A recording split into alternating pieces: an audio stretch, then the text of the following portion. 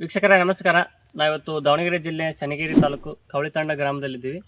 ನಾವೀಗ ಹಿಂದಿನ ಸಂಚಿಕೆಯಲ್ಲಿ ಇದೇನು ಈ ಅಡಿಕೆ ತೋಟದಲ್ಲಿ ಕಾಫಿ, ಕಾಳುಮೆಣಸು ಆಮೇಲೆ ಅಡಿಕೆ ಈ 3 ರೀತಿ ಬೆಳೆಗಳಿದ್ದಾವೆ.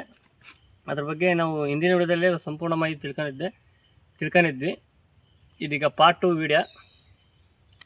ದಯವಿಟ್ಟು ವಿಡಿಯೋನ ಕೊನೆ ತನಕ ನೋಡಿ, ನಮ್ಮ ಚಾನಲ್ನ ಸಪೋರ್ಟ್ ಮಾಡಿ.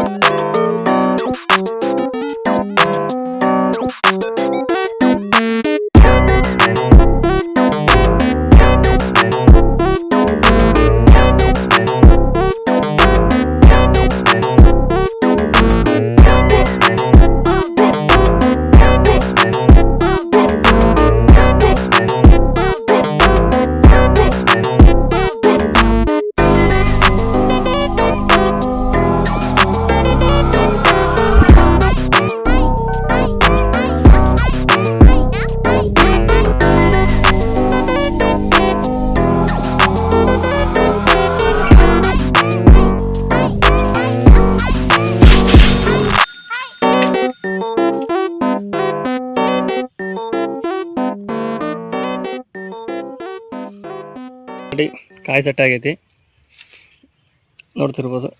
ಆಮೇಲೆ ಇದು ಕಾಫಿ, ಇದೀಗ ಆಲ್ರೆಡಿ ಹಾರ್ವೆಸ್ಟ್ ಆಗೈತಿ,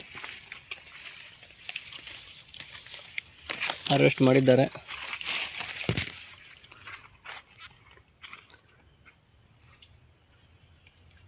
ಹತ್ರ